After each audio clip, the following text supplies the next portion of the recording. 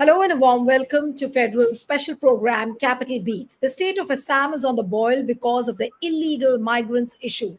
In fact, the subtext of this illegal migrant narrative has been the much hyped eviction drives carried out in various areas in the name of encroaching the forest lands. Assam Chief Minister Himanta Biswa Sarma even today strongly condemned the support for illegal infiltrators, and he targeted Sayeeda Hameed, who is perceived as someone very close to the Gandhi family. He even said that people of Assam are determined to protect their cultural and territorial integrity. But the big questions we are asking, is Himanta Biswa Sarma rattled with the SIR issue which is unfolding in Bihar?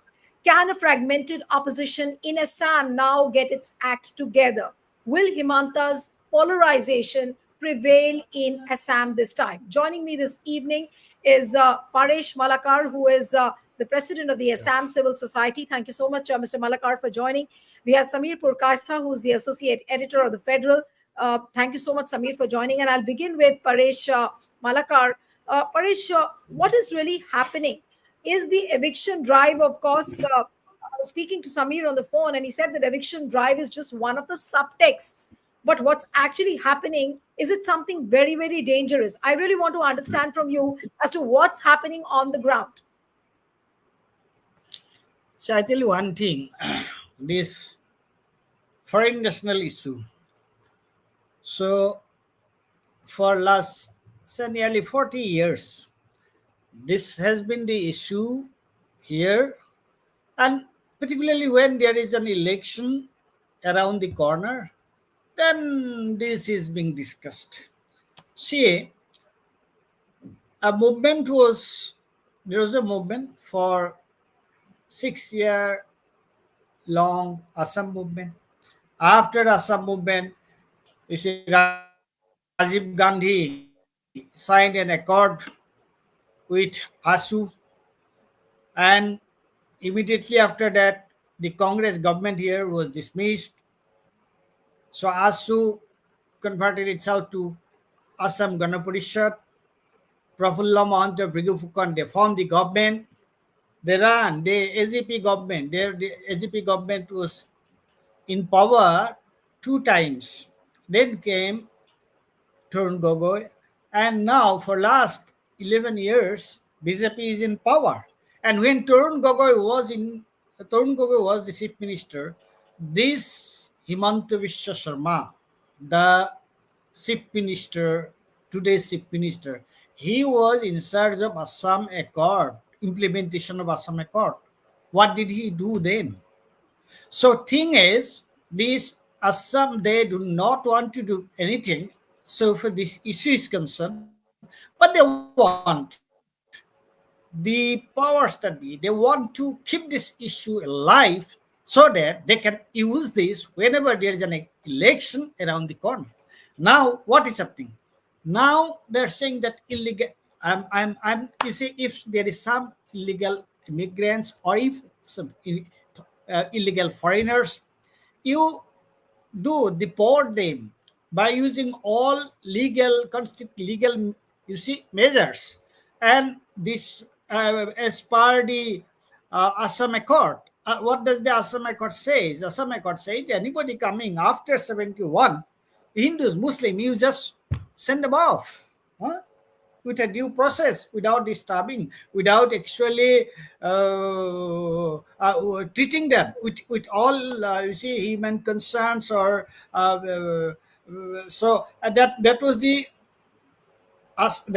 mandate of the Assam Accord. Now what has happened?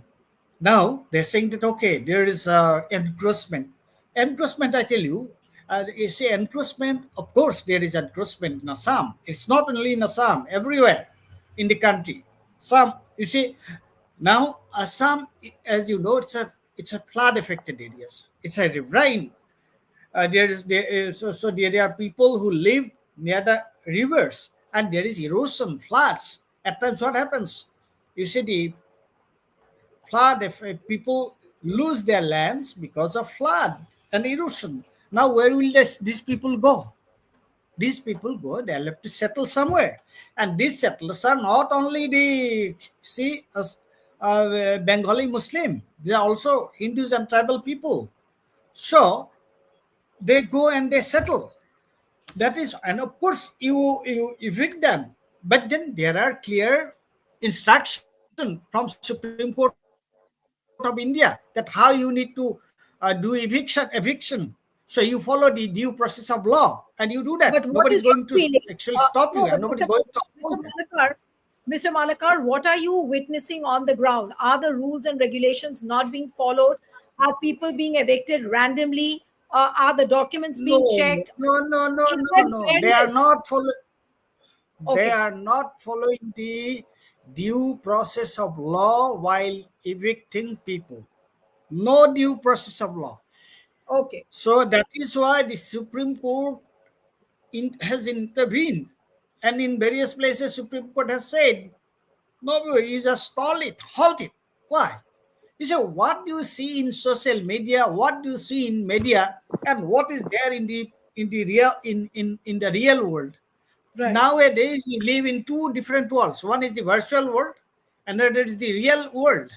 And most of the people that live in the virtual world, they detach from the reality. So that is why this what is happening, because there are other panelists. I'll end it here now. So what you have been seeing in Assam is, I must say, a preparation, a great divisive agenda for aiming at the next 2026 election. That's all, Right. and nothing else. Okay.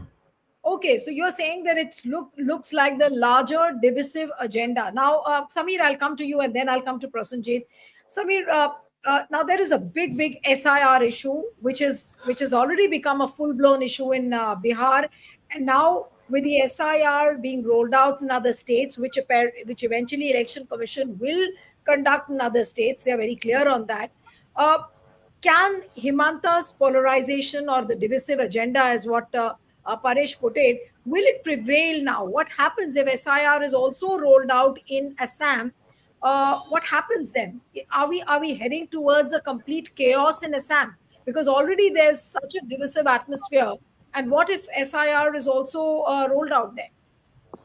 See, Assam has gone through a bigger identification exercise called NRC, which just ended in 2019. It was a long 5 years long exercise.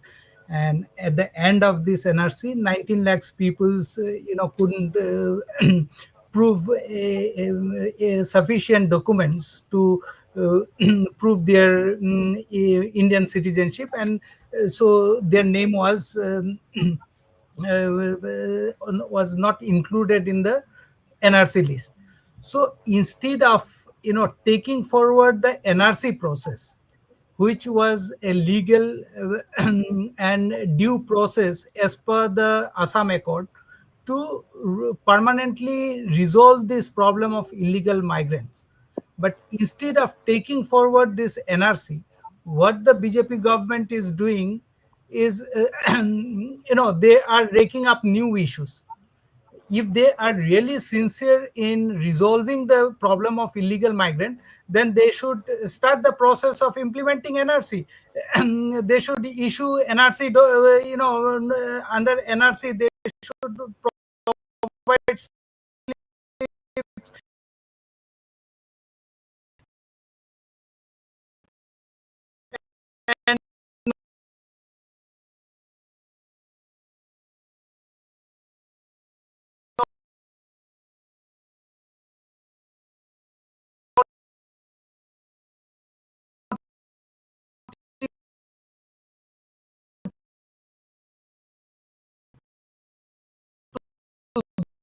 people who are not included, so that they can further move to court. And if the court or foreigner tribunals, they find these people are illegal, then next due course of deportation should be initiated against them.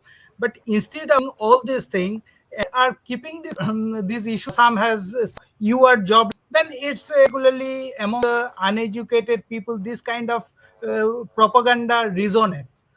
And And and as you know, BJP is master of carrying out this kind of propaganda using their ecosystem.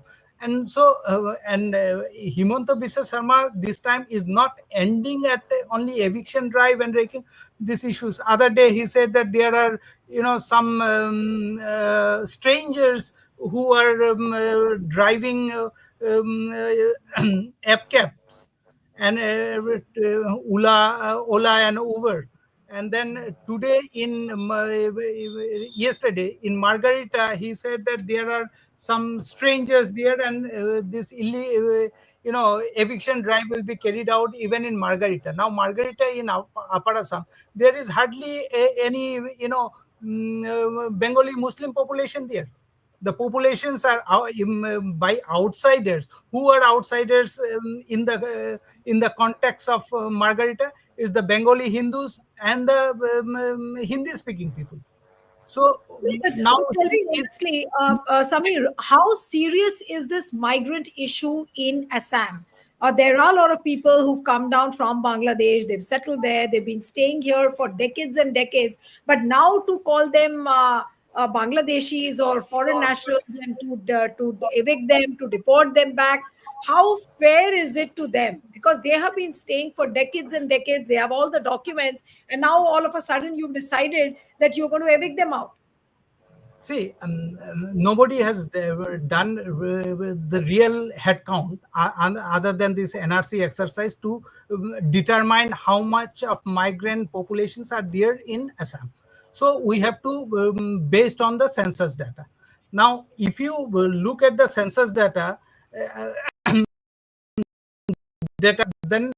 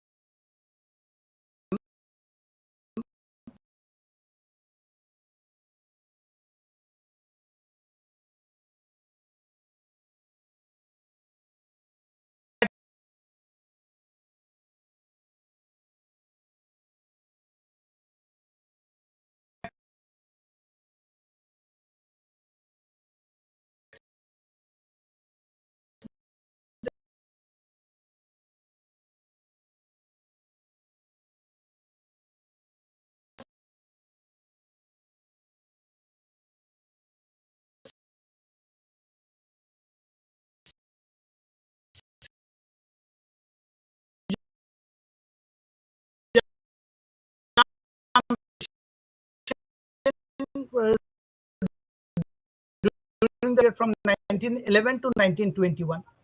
Ah, so why, and then again, immediately after the partition. So those jam could, it was substantial say that to only during Bengal areas around the Brahmaputra's banks of Brahmaputra to cultivate, to cultivate land and grow more. So whenever this kind of large scale migration had taken place, census had immediately reflected it. We could see the reflection of that in the census. Again, in 1950, there were communal riots in Bangladesh, and after that, then East Pakistan. So after that, there were migration took place, large scale migration, and that figure also, if you see the census, you will see the population pattern, abnormal growth in the census report. But in the last 4 5 since 81 91, you won't see, in the last 3 4 decades, you won't see abnormal population growth in Assam. Now, in 1951, the Muslim population in Assam was 24 point something, 24.86 or something, and in 2011, the last census, it was 34 point something. So in 60 years, the growth is what, around 9 point something, less than 10% growth. So is it abnormal? Considering the birth rate of the Muslim population, this growth is not abnormal to suggest that large scale infiltration is taking place. I'm not denying that there is not a single people are coming in from Bangladesh. It's a porous border, and there is it's quite natural that some sorts of encroachment, infiltration will take place, because people from either sides uh, share same language and culture.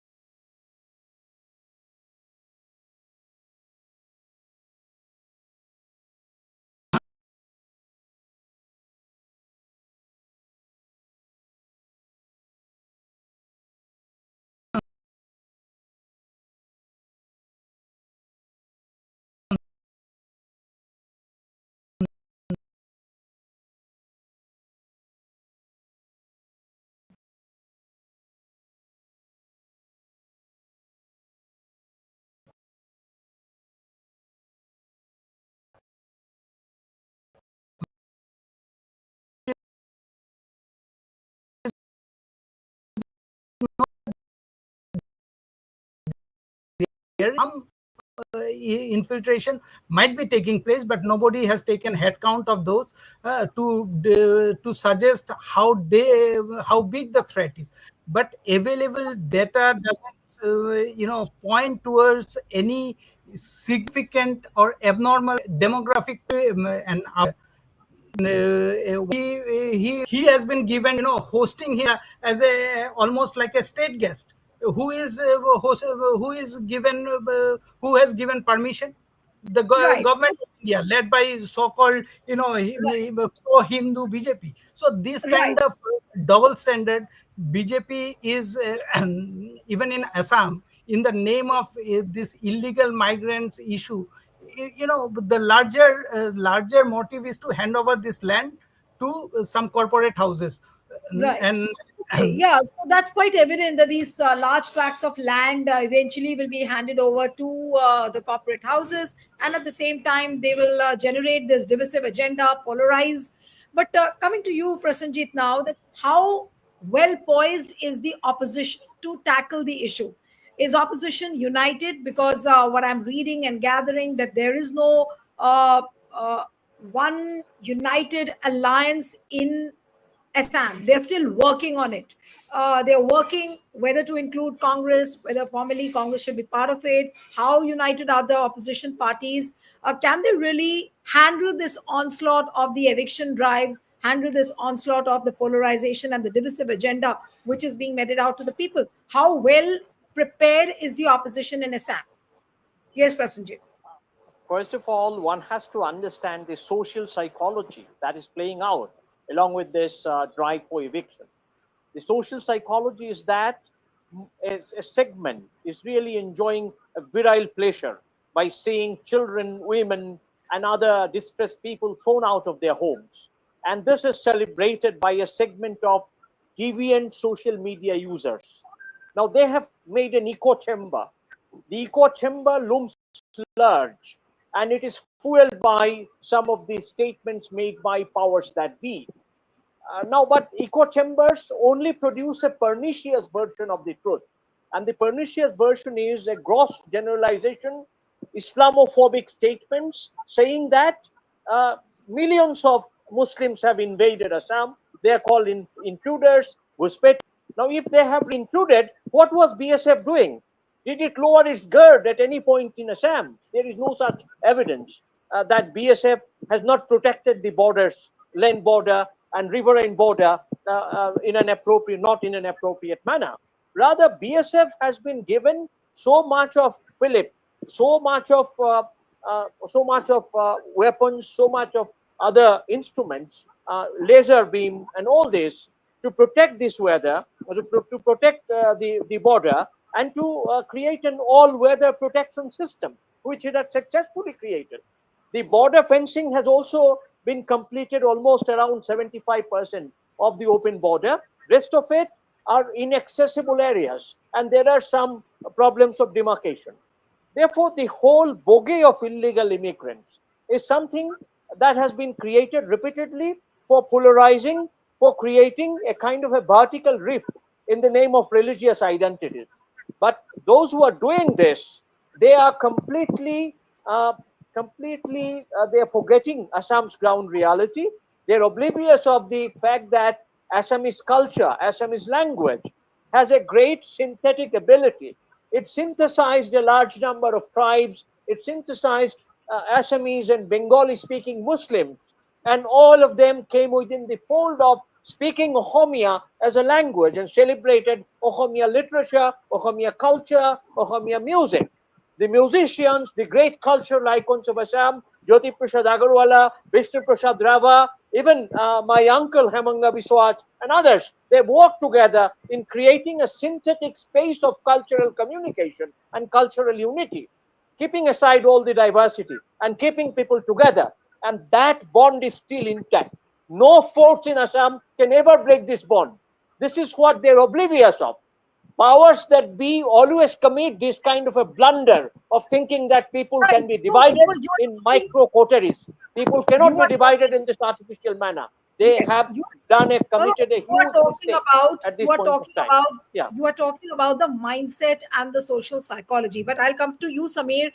How well poised is the opposition? How united they are to tackle this issue? Like what we are seeing in Bihar, SIR is playing out, and the No, entire opposition is together. They are I together just on wanted to this issue. add, and I just wanted to add about this point of opposition. You know, the social psychology has to be understood in Assam to not to create a kind of an exacerbated cry that everything is destroyed in Assam. That is not the case. Assam opposition is working together at the ground level. It has resisted eviction. There are evidences that it has resisted eviction, and that is known to the people who are in favor of eviction. Therefore, opposition is not at all in disarray in Assam. I strongly contest this particular claim. Yeah, Nilu, now. No, but I'll come to Samir that what are the equations between the opposition parties? Now today I was told that there was an opposition meeting. They were planning whether Congress will formally join that alliance or not. What is really happening? Have they decided to come all together like the opposition has come together in Bihar over the SIR issue? See, Assam, there is a Yes, I'll come to you, Mr. Malakar, now for the concluding comments. Let me get in a comment from Samir and then I'll come to you. Yes, yes, Samir. see, there is already a kind of alliance of 18 political parties, non-BJP political parties, non-BJP secular political parties. So when there is so many constituent in a in a platform like this, there's bound to be some differences of opinion and all those things, and that's there. And because of that, even in 2024 Lok Sabha elections and prior to that, this alliance had always found difficulties to arrive at a consensus in seat sharing agreement. So but despite that, we have seen that in various on various issues they have come together and and put up a resistance against this BJP government. So, to as Mr. Biswas pointed out, to say that opposition is in disarray is, I don't think it will be a right kind of assessment. And particularly after Gaurav Gogoi was made Pradesh Congress chief, we are seeing a lot of at the ground level. He had already organized few rallies in various parts of Assam, and those rallies were very well received. And so we'll have to see whether those reactions which and the spontaneous response which they are getting, can they whether they could translate those into votes, because I in last over a decade, Congress's organization has taken a blow because many of their leaders had suicide and joined BJP. Today's BJP is basically it's a party of ex-congressmen. So so the Congress had to virtually rebuild the party from scratches again. So organizationally, party needs to do lots of work. But yes, people are fed up of this divisive policy, and then there are strong anti-incumbency also. There are several allegations of corruption against the present chief minister and his close family members. So all this together has made it more necessary for the BJP to cling on to their last card, that is Hindu Muslim polarization. Right. Okay. So I'll come to Mr. Malakar now. That Malakar, how do you see the things unfolding? Now the opposition is yet to, though they are very sure that they have to take on this issue, but the ferocity with which Himanta Biswa Sarma is going ahead with the issue, and especially now that Prime Minister Modi on the Independence Day had said that we will launch a demography mission, and everywhere in every public meeting he's talking about the ghuspetias, the infiltrators. Even during his Gaya trip to Bihar, which happened just 3 days ago, he again mentioned the issue of infiltrators. So it seems that it's becoming a predominant issue with the BJP. They are not going to rest there. So how will this entire narrative now play out? Yes, Mr. Malakar. See, first thing, why is BJP bringing in these issues? Because they don't have any issue affecting, they don't have any solution to the problems affecting the, I see, life of millions of people in India. That's the main thing.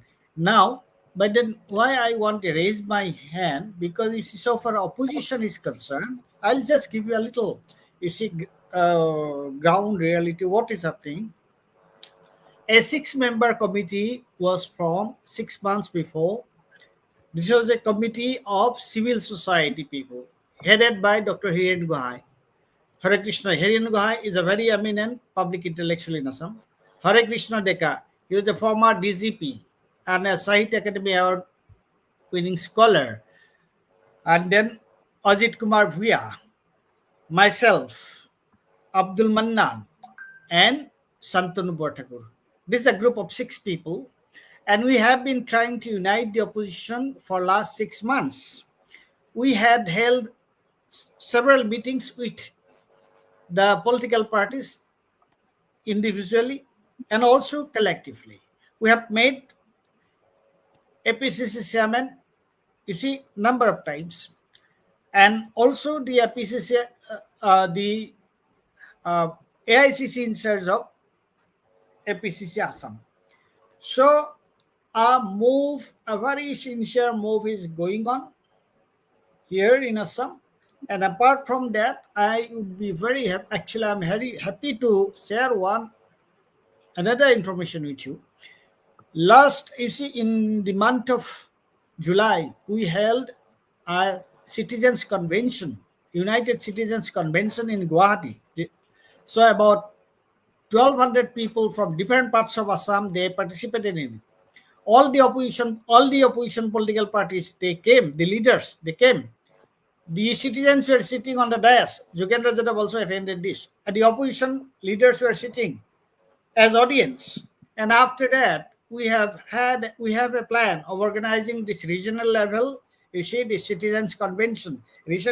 Only day before yesterday, one regional convention was held in Nagaon, and then there will be many other regional conventions. So two things are simultaneously going on. One is a unity move among the opposition parties, and then to unite all the civil society organizations, anti-BJP civil society organizations. We are saying three things. What?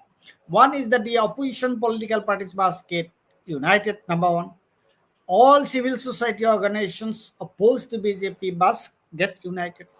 Then there must be a broad-based unity among the people, the citizens, individuals, to fight against this BJP. This is very much on. It's going on. I would not say that okay, it's getting great strength or whatever, and it because of this BJP's propaganda, you see, machine. So we are no match to BJP's propaganda machine, but people are, you see, the general opinion is 2 3 years back, 5 years back, you would not find someone who would be actually speaking against the government. Now here, you in city buses, in all public places, you will not find someone who will be actually willing to support this government. That's the mood. That is the mood now in Assam. Sayeeda Hameed thing is a temporary thing. It will go, it will evaporate. I am not much concerned about that. I was one of those people actually who organized this meeting. And so people are, yes, Himanta Biswa Sarma is doing everything possible to divide people, but at the same time, there is a simultaneous process of uniting the people. Another thing I'll tell you, that would be my last thing. See, this divisive propaganda, now this time that the eviction, two very important things have happened. What are these two important things? You see, the mainstream Assamese people, they are not saved by this campaign, divisive campaign of Himanta Biswa Sarma. Number one. Number two, the minority Muslims, they have shown exemplary, you see, patience, constraint. Himanta Biswa Sarma is trying to provoke them all the time. Say that, oh, they should do something, you see, provocative, so that this divisive agenda can be successful. But first thing, the mainstream Assamese people are not saved by this propaganda, Himanta Biswa's propaganda, and minority, religious minorities, Muslim minorities, the so-called Mias, they have not done anything to actually aggravate, escalate the situation. So that is why I see hope in coming future. That's my submission. All right. So we'll have to see how this issue unfolds. But for now, this has become a serious, serious issue. Every day, almost Yeah. every day, Chief Minister of Assam is speaking on this particular issue. I'll just take a quick concluding comment from Prasenjit Biswas and then we'll wind up the show. Yes, Prasenjit, this Himanta Biswa Sarma's illegal migrant issue, how do you think is going to develop in the coming days? Yes. No, the more he speaks and creates a rival, the greater is an underlying kind of current of unity. As Porish Dada also was mentioning this, I can see that Assam is relapsing back into its time-tested cultural harmony. The more there is attack and brutality, the greater is the unity among the people. So the impact is reversed. And because he is not able to manage the impact, so continually he is harping and using vicious language. That is alienating a large number of middle classes, especially in Upper Assam, the Ahom, the Thai, the Motok, the Moran, and all these indigenous communities of Assam are not in line with him at all. Tea garden laborers are not in line with him at all. Adivasis are not in line with him, especially minorities and Barak Valley minority Hindus and Muslims are not in line with him. So there is a sense of fear and insecurity that he has successfully instilled, but that has resulted into an underlying unity between people, and that is something that should not be missed in understanding Assam situation. Okay, so we'll have to leave it here. Thank you so much, Paresh Malakar, Prasenjit Biswas, Sameer. Thank you so much for joining. And right after this show, we will go live on Federal Desh in Hindi, also on the same issue with Paresh Malakar and Prasenjit Biswas. Thank you so much for joining on Federal. Thank you.